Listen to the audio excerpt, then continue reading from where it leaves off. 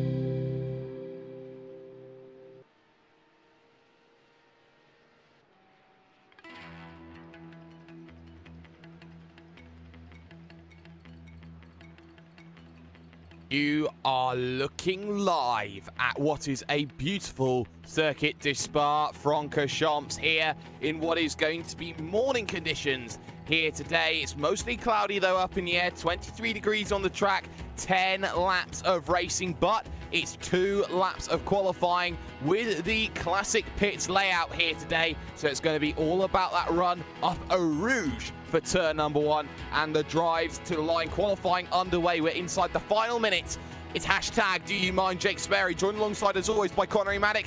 Connery, Joni Heikkinen, drive to the line, number 1 in the driver's seat at the moment. Can he improve? Let's see as he comes across the line. He has to improve on a 2:19.5 to extend his gap, and actually he gets a 2:19.8, so no improvement for Joni Heikkinen. Niels Koh should be second on the grid so far in the session, and then Robin Esterson also getting himself up to what was going to be P number 3, gets moved down because Aldo Massa gets himself up into P number 3. And also Joni Heikkinen, the current positional pole leader, not to be confused with Jonne Heikkinen, who's also in this race. So if there are any Finnish fans out there that can tell us the difference between those two names, the pronunciation difference, that would be fantastic. What will also be fantastic is the teams they drive for. Joni Heikkinen drives for Black Star Racing. Joni Heikkinen drives for Red Star Racing. So they say that imitation is the best form of flattery, but 8 minutes done, this is how the grid will line up.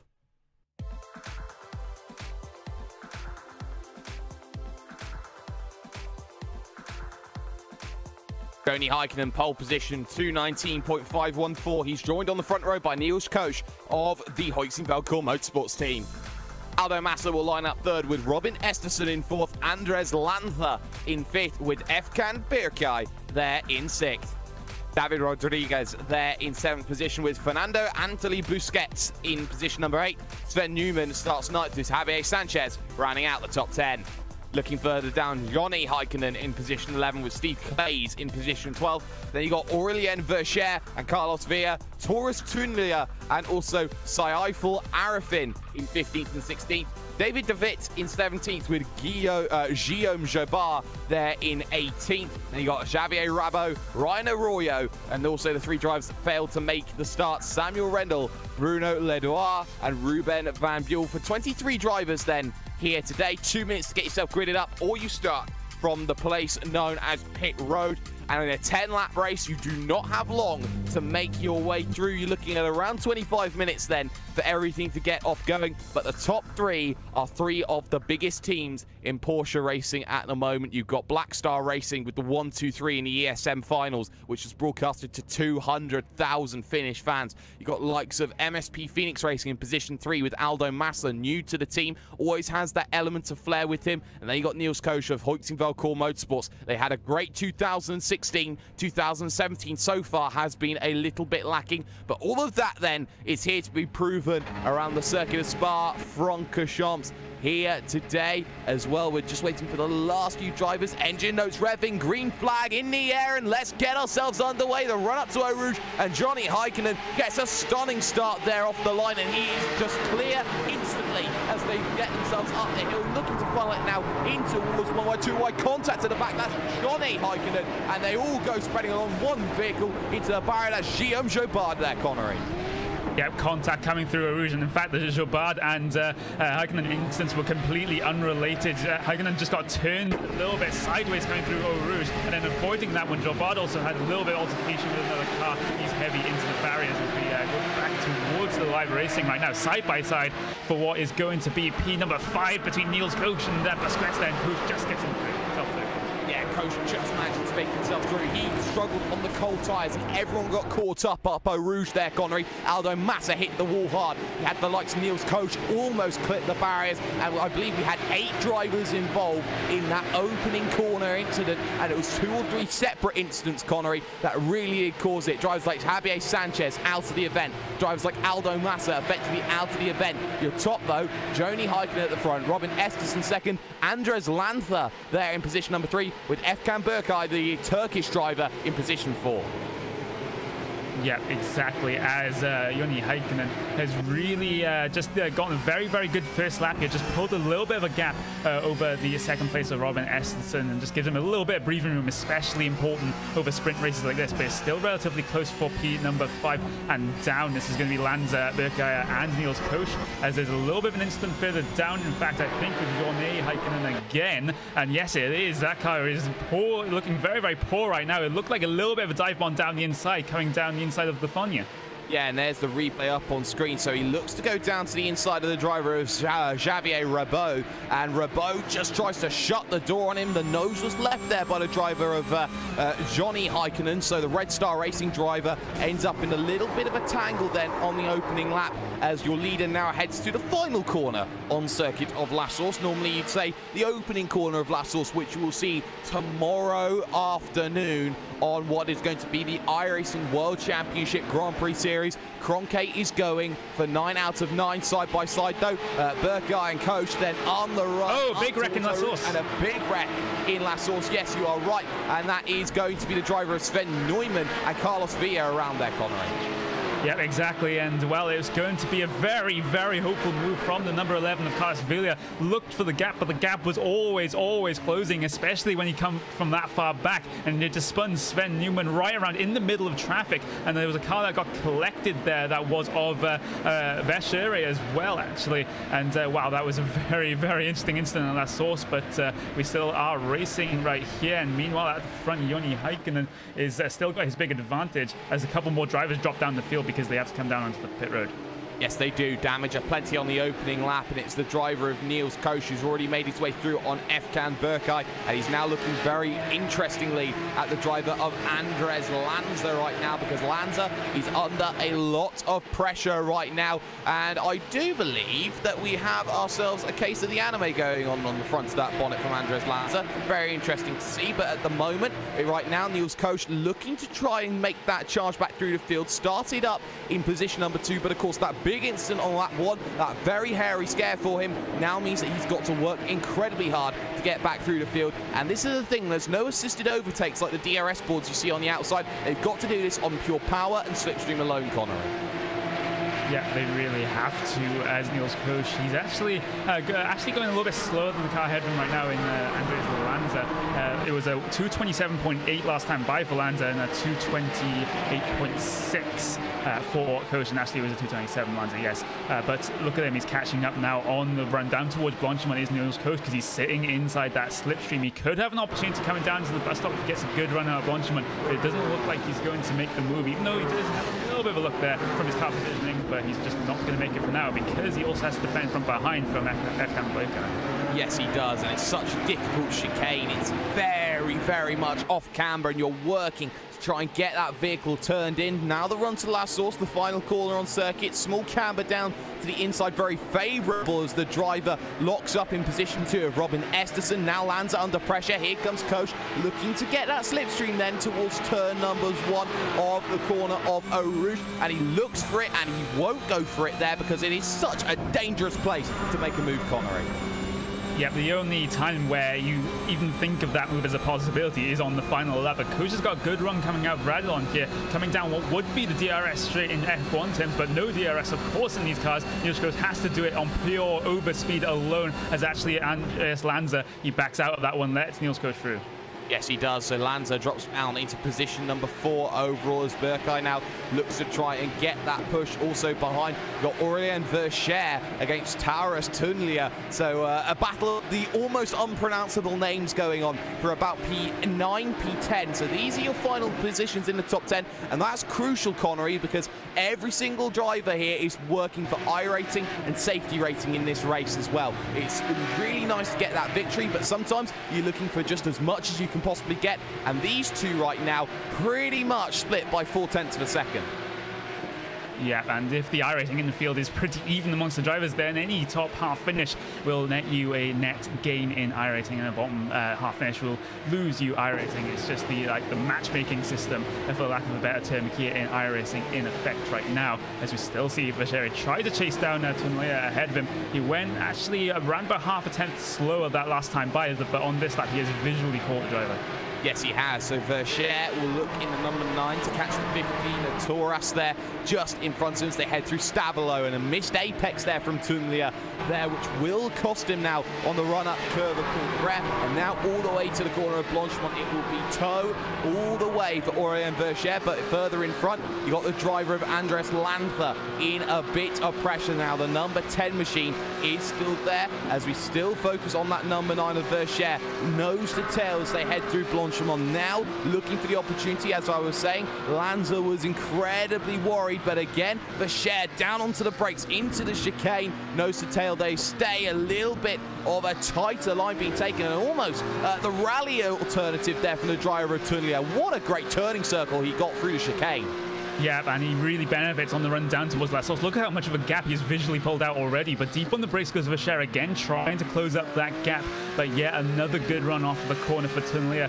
Looks to defend his position coming all the way up through Eau Rouge and up into the Lake Combe chicane as well. Meanwhile, battling further up the field for P number 4. This is Lanza versus Berkay. Actually, Berkay, yes, he's got that slow down penalty, I think, for coming over the top of Radion, just taking some liberties with the track limits. Yes, and now he'll lose a position to Fernando Antolí Busquets, then the Spanish driver, in towards the right-handed. You can't afford to get too aggressive around this circuit, because as iRacing does very, very well, it punishes you for trying to get yourself that extra little inch of an advantage. So as such, He will drop himself one position down now into position number 6, the Turkish driver, as he's got also David Rodriguez there just behind him. Rodriguez hasn't made any progress. He stayed solid in 7th position, and it's about consolidating a position at times, which is a really good result. Behind that, though, the 20 versus the 18, you got Samuel Randolph behind, and he is looking to close in on the driver of Saiful Arifin there, the Asian driver from Club Asia, shall we say. We don't know which part of Asia he's from, so we'll just call it Club Asia.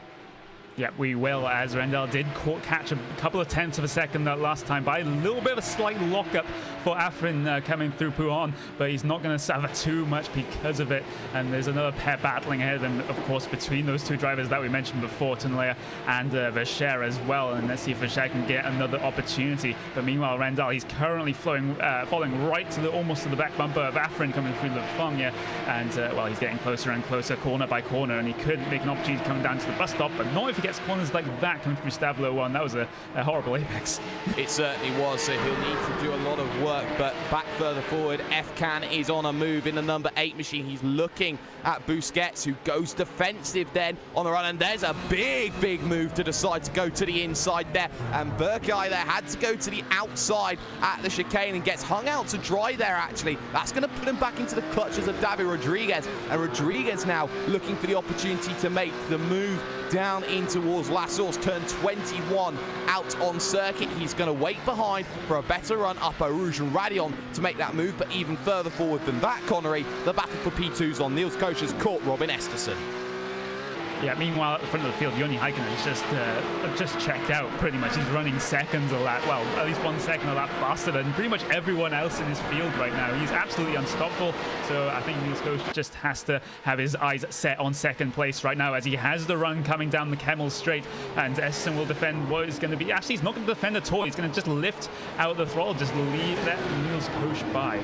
There are more important things than life than defending a position, and looking to consolidate a 2.3 second gap over Andres Lanther. That's a good decision by the driver of Robin Esterson to let that position go. Behind that, no changes between Rodriguez, Burkay and Busquets then as they head into the long corner of Rivage, 180 degrees down the hill, off camber, waiting to put the power down, and then the corner without a name, the left-hander down the hill, looking to take as much as you possibly can out of it while still carrying the momentum, Connery. And it's corners like this that make racing so enjoyable.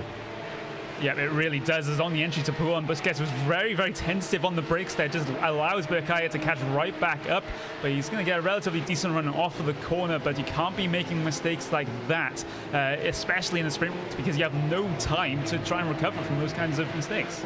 I think he can hear the drums. Fernando right now can Busquets. He knows that Burkay and Rodriguez want to apply that pressure into Stavlo, who takes the wider line in to get a better exit out, and that will help him all the way up towards the bus stop now on lap 5 of the event, looking to start lap 6 and the second half of the event in just a moment's time. And already this race has gone by incredibly quickly as things stand as well. Now David Rodriguez wants that position in what is going to be position number 6 overall in the number 5 machine. He looks down to the inside. He might decide to throw one deep, but he backs out of it there. Thinks there's a better opportunity with 2 drivers battling it out hard in front, Connery, and that is going to be very interesting, as it's again a poor run out of the corner for Rodriguez. No chance to capitalize.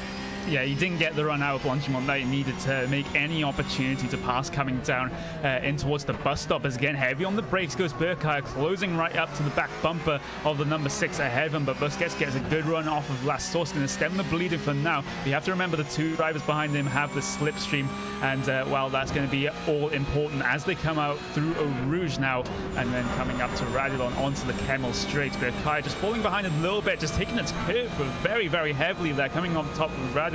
He's not going to have the opportunity, I think, coming down into Lecombe. Neither is Rodriguez as well, so it's all a stalemate for P number 5 and 6. Yes, but for positions 9 and 10, though, it is not a stalemate. Vercher now closing in on Tunlia right now in the 15 machine. Look to the inside on the brakes, but he brakes earlier there, and there's a lockup. There he goes wide. So Tunlia was scared off the road. Side by side they stay, and well, Vercher has the inside at Malmedy, and that's going to be the position sorted there. Tunlia, a big error there. Replay on screen, and that's the thing, Connery. You show your nose down the inside. Granted, you don't always make the position, position, but you show your nose to make things like that happen, to scare your driver off the road. Yeah, exactly. It's basically intimidation, just bullying the other driver into making a mistake. And of course, the best of the best drivers, that doesn't really affect them at all. But Tonya fell for it right there as we're looking back towards P number 5 fight now with Busquets, Berkay, and Rodriguez. They're absolutely nose to tail coming through the following chicane. Only a couple of tenths of a second separating all of these cars on track right now as they head themselves down into Stavolo. And there's going to be no love lost here between Berkay and Busquets. And Berkay really wants to get past. Look at how he's driving the car right now. He's not going to get a good run off of Stavolo too. This may give an opportunity to Rodriguez. Yes, it will. So the conga line now starting to get a little bit more fragmented, and now David Rodriguez has a look to the inside. The door is open and he shuts it very quickly, does Berkay. He does not want any opportunity given to Rodriguez behind him. It's such a difficult place to battle in the middle of a train. Now looking to get the run down into the chicane, and again, not going to make that position lap 6. Bit of lockups between all three of them there as they head through, and again, this train of 3 runs line astern, shall I say, as they head now past the Grand Prix pits right now, and now towards the classic pits or the endurance pits, some may call it. Into La Source they go, and about setting up that run, and again, Berkay gets a decent run, but Busquets just gets a stunning run as he comes out of every corner. He's got about 2 tenths. I'm not sure that's enough, Connery. Yeah, he gets a stunning run out of La Source, even though he had a little bit of a compromised entry because he had to take the middle of the road line coming on the entry to La Source. You would have thought that Berkay would have got a much better run, but he just couldn't seem to get the power down. But here comes the slipstream for Berkay. Defensive inside line it has to be for Busquets coming down into Les Combes. Force Berkay around the outside, side by side, coming down into the braking zone of Les Combes. And who's going to come out on top of this one? Berkay holds it around the outside, has the inside line for second part of Les Combes, but then that switches back for Malmedy as Busquets has the inside line. Now Rodriguez is going to have an opportunity here coming down into Ravage. And it's going to be side by side again ahead of him between Busquets and Berkay coming down into Ravage. And almost 3 wide down into Ravage. What a brilliant battle this is. And it's just a case of trying to stem the flow. Great defending by Busquets. He was heavy-handed on the straight there, up the Kemmel straight, but on those corners at Les Combes, he was inch perfect. Maybe a bit of contact between Busquets and Berkay, but that was very, very good between the pair of them at the moment. And still,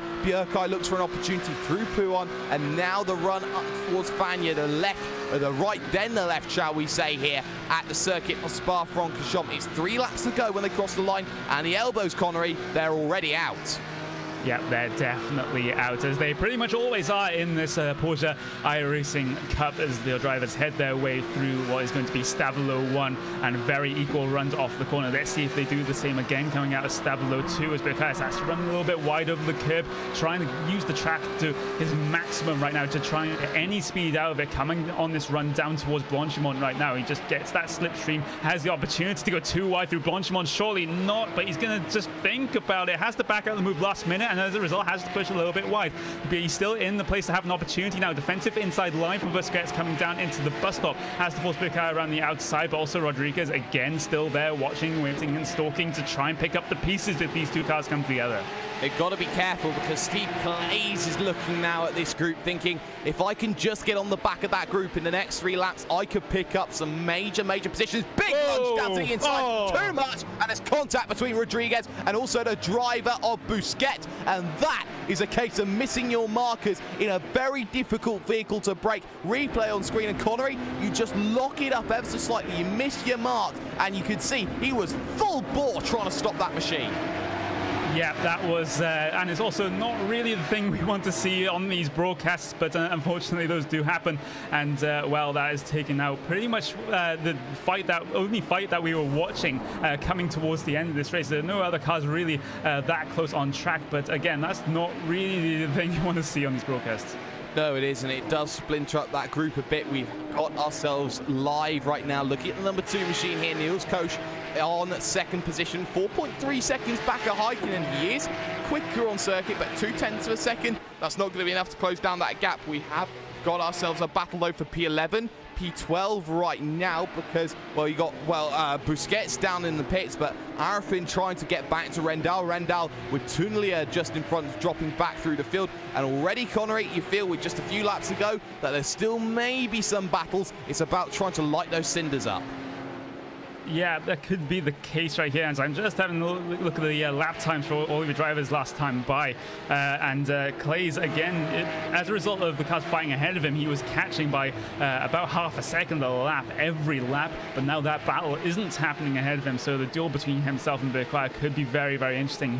Which driver has the outright pace in clear air?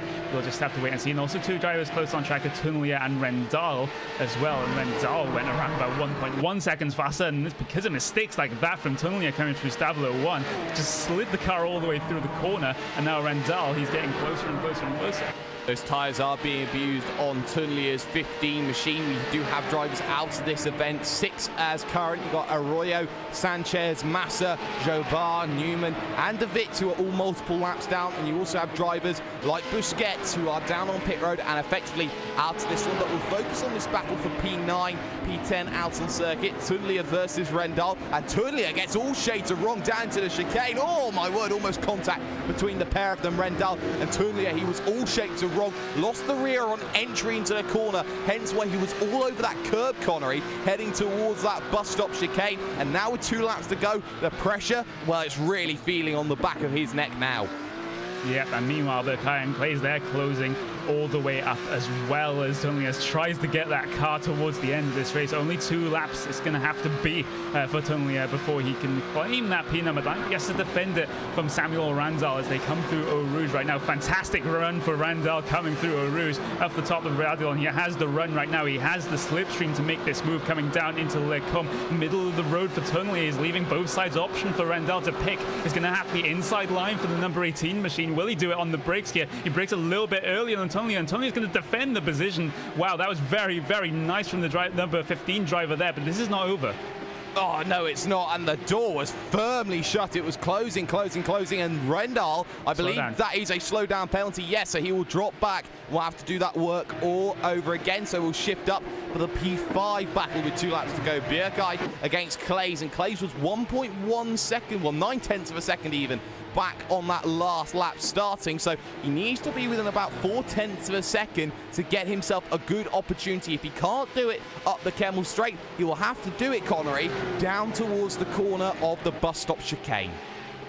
Yeah, man, it's going to be have to be a last couple of corners opportunity for Steve Clays if that turns out to be the case. But he caught up around about 1 second last time by, so this is very, very possible as Bjerkaj runs a little bit wide coming into Stabilo 2, just clips the gravel a little bit coming through there. But overall, it's a relatively decent sector for him as he maintains the gap right now heading down towards Bonchemont.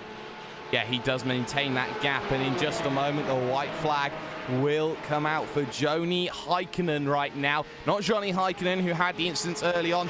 Joni Heikkinen, the Black Star Racing driver who has been so dominant from lights to flag. He's lucky at the moment, but the P5 battle we will focus on at the moment. The 8 versus 17. Efkan Bjerkaj, the Turkish driver, against Steve Clays in the 17 machine from Club Benelux. I would assume he is from Belgium, but right now Clays needs a good run here coming out of this last source hairpin to get that run up the hill of Eau Rouge and Radion, get himself up the Kemmel Straight and towards Lake Coon with an opportunity. That gap does not look 4/10 of a second though, so that is going to be a little bit more of a difficulty. He did close on that last lap. 2:21.3 meets also a 2:21.3, so the gap is 8/10 of a second, and 8/10 of a second, well, I don't know which way you look at it, that is not going to be very good. Tunlia's gap though further back compared to Randall is 6/10 of a second, so he will feel the pressure in the battle for P9 and P10 out on circuit. Randall is up a staggering 11 positions in this event. He is your biggest mover and shaker in the field right now. We'll need that 1 position more. He's not close enough yet with Tunlia, but Tunlia has been prone to making a mistake or 2 into these corners, so we'll keep an eye on him just for the time being. But the battle between Bjerkaj and Clays right now rounds itself through the corner of Rivage. Looking now at the corner without a name, and Clays is just that little bit too far back at the moment, you'd feel.